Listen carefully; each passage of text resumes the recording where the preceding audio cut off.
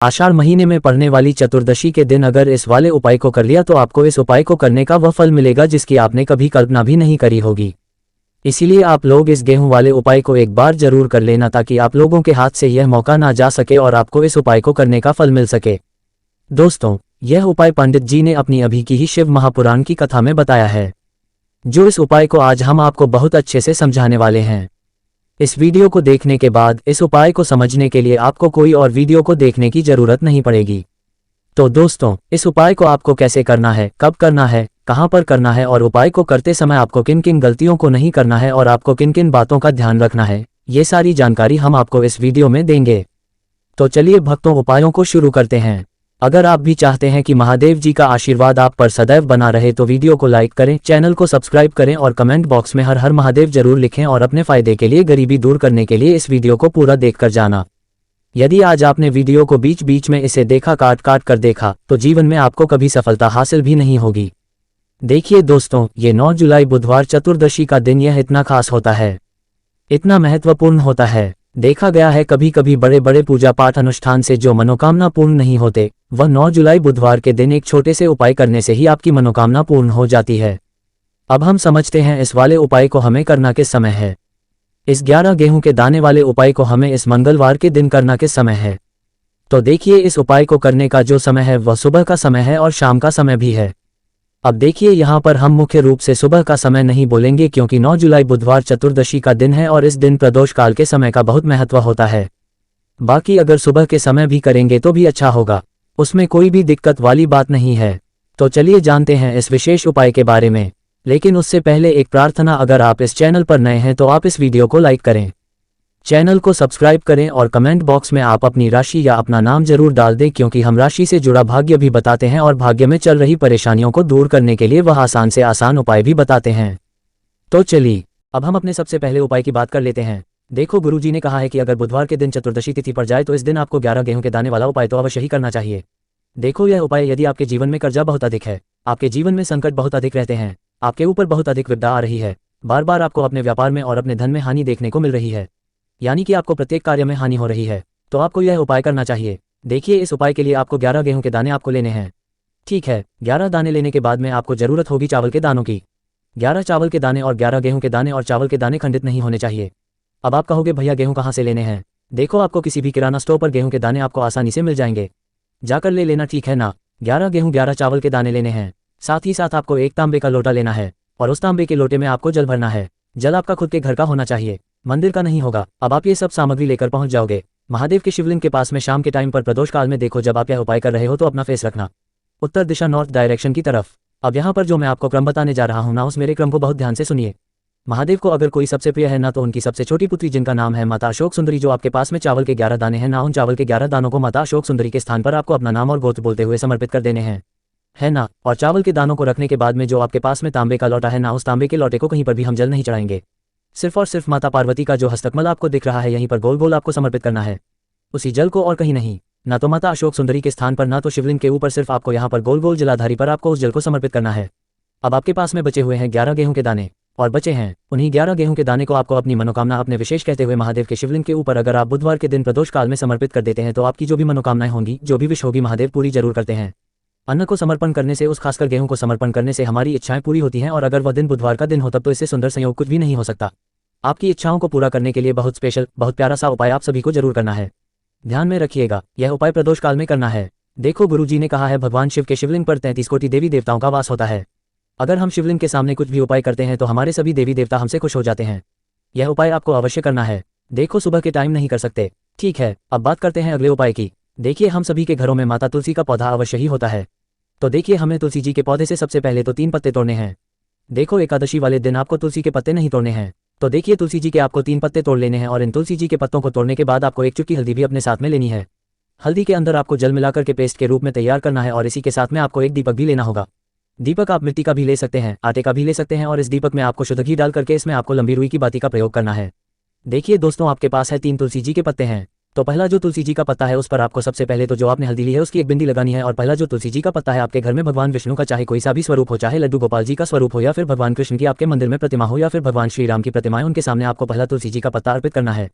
अब देखिए दोस्तों, आपके पास जो 2 तुलसी जी के पत्ते हैं और आपके पास जो एक दीपक है, इन्हें आपको लेकर के पहुंचना है अपने ही घर में तुलसी जी के पौधे के पास में। देखिए सबसे पहले तो आपके पास जो 2 तुलसी जी के पत्ते हैं उन पर भी आपको हल्दी की एक बिंदी लगानी है और उन दोनों ही तुलसी जी के पत्तों को आपको अपने घर में तुलसी जी के पौधे के वहां पर ही अर्पित कर देने हैं। और इस प्रकार से ये दोनों पत्ते भी तुलसी जी के पौधे के पास में अर्पित करने के बाद अंत में जो आपके पास एक लंबी बाती का दीपक है, इसे आपको तुलसी जी के पौधे के पास में ही प्रज्वलित कर देना है। जो भी व्यक्ति अपने ही घर पर इस प्रकार से तुलसी जी के 3 पत्तों का यह उपाय कर लेता है तो उसका परिवार हमेशा खुश रहता है, उसके परिवार में कभी भी कोई भी संकट उत्पन्न नहीं होता है और यदि आपके घर में जो भी ग्रह क्लेश है वह भी समाप्त होते हैं। तो इस प्रकार से ये सुंदर सा उपाय करना है। अब बात करते हैं अगले उपाय की। देखो, यदि आपके जीवन में आर्थिक संकट बहुत अधिक हो रहे हैं, धन की समस्या लगातार जीवन में बनी हुई है, 1 रुपयों को प्राप्त करने के लिए आपको बहुत अधिक मेहनत कर रहे हैं, तो आज रात्रि में सोने से पहले आपको हो यह एक चमत्कारी दीपक का उपाय अवश्य करना है। या फिर यदि आपका जो व्यापार है, बिजनेस है, दुकान है, वह अच्छे से नहीं चल पा रही है, तो आज रात्रि में इस विशेष दीपक का उपाय आपको अवश्य करना चाहिए। देखो दोस्तों, दीपक हमारे घर में सभी नकारात्मक शक्ति को बाहर करता है। यह उपाय आपको साल में केवल एक बार करने का ही मौका मिलता है। देखिए, इस उपाय के लिए आपको तुलसी जी की जो सूखी लकड़ी होती है उसे ले लेना है। देखिए दोस्तों, यदि आपके पास पुरानी तुलसी जी की लकड़ी है तो उसे आप ले सकते हैं और यदि आपके घर में तुलसी जी जो लकड़ी है वह सूखी हुई है तो उसकी लकड़ी आप तोड़ करके इस्तेमाल कर सकते हैं। लेकिन आपको ध्यान रखना है कि सूर्यास्त से पहले पहले ही आपको ये जो तुलसी जी की लकड़ी है इसे अवश्य ही तोड़ लेना है। तो इस उपाय के लिए आपको सबसे पहले तो एक मिट्टी का दीपक लेना होगा, चाहे तो आटे का दीपक भी ले सके, क्योंकि आटे का दीपक सभी दीपक में सर्वोत्तम माना गया है। इस दीपक के अंदर आपको शुद्ध घी का प्रयोग करना होगा और इससे दीपक के अंदर आपने जो तुलसी जी की लकड़ी ली है उसे भी रख देना है। लेकिन ये जो तुलसी जी की लकड़ी है इसमें आपको चारों तरफ अच्छे से घी लगा लेना है। देखिए, गुरु जी ने बताया है कि जो तुलसी जी की लकड़ी है यदि आप उपाय करते हैं और बहुत ही शीघ्रता से जल जाती है तो इसके लिए आपको एक कार्य करना है। आपको थोड़ी सी रुई ले लेनी है और उस रुई को आपने जो तुलसी जी की लकड़ी ली है उस पर अच्छे से चारों तरफ लपेट देनी है। तुलसी जी की लकड़ी के ऊपर रुई लपेटने के बाद इसे आपको पूरा घी के अंदर डुबो लेना है। अब इसे आपको बाती के रूप में प्रयोग करना है। अब दोस्तों, इस दीपक को आपको प्रज्वलित कहाँ करना है? तो इस दीपक को आपको या तो भगवान विष्णु के सामने प्रज्वलित करना होगा, या फिर आपको भगवान श्री राम के सामने प्रज्वलित करना होगा, या फिर भगवान कृष्ण के सामने, यानी कि भगवान विष्णु के जो भी अवतार हैं उनके सामने आप ये दीपक प्रज्वलित कर सकते हैं, या फिर आप इस दीपक को माता तुलसी जी के सामने भी प्रज्वलित कर सकते हैं। पूज्य गुरु जी ने बताया है कि जो भी व्यक्ति इस प्रकार से तुलसी जी की डंडी से ये दीप दान कर देता है उसके जीवन में कभी भी धन की समस्या नहीं होती है। इसलिए आपको ये पूरे साल में केवल एक बार ही मौका मिलता है। इस उपाय को करके देखना, आपकी सभी इच्छाएं जरूर पूर्ण होंगी। ये जो उपाय है रात्रि में सोने से पहले करना है। यह उपाय सर्वश्रेष्ठ होने वाला है। देखिए, इस उपाय के लिए आपको मात्र 5 हरे मूंग के दाने ले लेना है। देखिए, तिथि है और यह बुधवार के दिन पड़ रही है, इसलिए आपको 5 हरे मूंग के दाने लेना है। हरे मूंग के दाने आपको साबुत लेने हैं, खंडित नहीं होने चाहिए, इस बात का ध्यान रखें। और इसी के साथ में आपको एक तांबे के पात्र के अंदर अपने घर से शुद्ध जल ले लेना है। अब दोस्तों, इन सभी सामग्रियों को लेकर के आपको सीधे पहुंच जाना है भगवान शिव के मंदिर में। देखिए, इस उपाय को भी आप सुबह भी कर सकते हैं और शाम के समय में भी कर सकते हैं। देखिए, भगवान शिव के मंदिर में पहुंचने के बाद आपके पास जो 5 हरे मूंग हैं उनमें से पहला जो हरा मूंग है आपको शिवलिंग के सामने जो नंदी महाराज होते हैं और उनका जो पैर उठा हुआ होता है वहां पर आपको पहला हरा मूंग समर्पित कर देना है और आपको ओम नमः शिवाय इस मंत्र का जाप कर लेना है। फिर आपको दूसरा हरा मूंग लेना है और शिवलिंग पर जो श्री गणेश जी वाला स्थान होता है वहां पर आपको ये दूसरा हरा मूंग समर्पित कर देना है, यानी कि शिवलिंग के सीधे तरफ आपको ये दूसरा हरा मूंग समर्पित करना है और फिर आपको ओम नमः शिवाय या फिर श्री गणेशाय नमः इस मंत्र का जाप कर लेना है।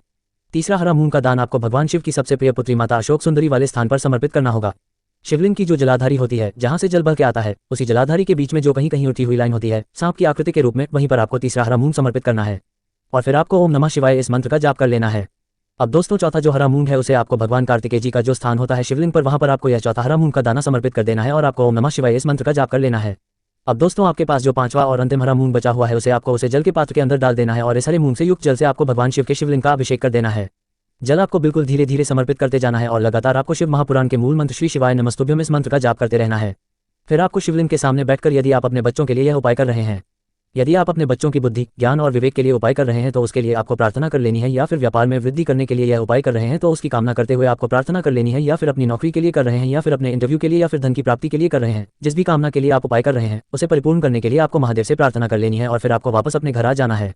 पूज्य गुरु जी ने कहा है कि जो भी व्यक्ति इस उपाय को कर लेता है तो यकीन मानिए आपके जीवन की जो सारे संकट, कष्ट और बाधाएं हैं वो सभी समाप्त होंगे। आप दोस्तों, हम जान लेते हैं चौथे चमत्कारी उपाय के बारे में। लेकिन यह उपाय विशेषकर उन लोगों को करना है जिनका व्यापार बिल्कुल भी ढंग से नहीं चल पा रहा है, या फिर जिनके घर में धन की परेशानी बहुत अधिक है, साथ ही साथ जिनका जो बुध ग्रह है वह कमजोर अवस्था में है, तो उन्हें यह उपाय करना चाहिए। बुध ग्रह को मजबूत करने के लिए आपको विशेषकर यह उपाय करना है। देखिए, इस उपाय के लिए आपको मात्र एक प्यारी सी बेलपत्र लेनी होगी। बेलपत्र जो है वह कहीं से भी खंडित नहीं होनी चाहिए। बेलपत्र यदि आपको प्राप्त नहीं हो पाती है तो आप भगवान शिव के शिवलिंग पर चढ़ी हुई बेलपत्र को पुण्य शुद्ध जल से धोकर के उपयोग कर सकते हैं। इसी के साथ में आपको मात्र एक हरा मूंग लेना है। हरा मूंग भी आपको साबुत लेना है, खंडित नहीं होना चाहिए, और इसी के साथ में आपको एक तांबे के पात्र के अंदर शुद्ध जल लेना होगा। अब देखिए, ये तीनों सामग्री लेकर के आपको सीधे पहुंचना होगा भगवान शिव के मंदिर में। यह उपाय आप सुबह से लेकर के शाम तक किसी भी समय कर सकते हैं। देखिए, सबसे पहले तो आपके पास जो एक बेलपत्र है उससे आपकी जो भी कामना है, चाहे व्यापार से जुड़ी हो, बुद्धि ज्ञान विवेक की प्राप्ति के लिए हो, आपके घर में सुख शांति को लेकर आपकी कोई कामना हो, जो भी आपकी कामना है उन्हें आपको बोलना है और यह जो एक बेलपत्र है सबसे पहले तो आपको माता अशोक सुंदरी वाले स्थान पर समर्पित कर देनी है। देखिए बेलपत्र की चिकनी साइड शिवलिंग से स्पर्श रहेंगी और इसकी जो डंडी है वह आपको जलाधारी की ओर रखनी है। इस प्रकार से आपको ये जो बेलपत्र है इसे माता अशोक सुंदरी वाले स्थान पर समर्पित कर देना है। अब दोस्तों, आपके पास जो एक हरा मूंग का दाना है उससे आपको आपकी जो भी कामना है उसे बोलते हुए उस हरे मूंग दाने को आपको उसे जलपात्र के अंदर डाल देना है। अब दोस्तों, ये जो हरा मूंग युक्त जल है इसे आपको समर्पित करना है। आपकी जो भी कामना है, चाहे आपका जो व्यापार है वह अच्छे से नहीं चल पा रहा है, तो इस प्रकार से आपको कामना करनी है।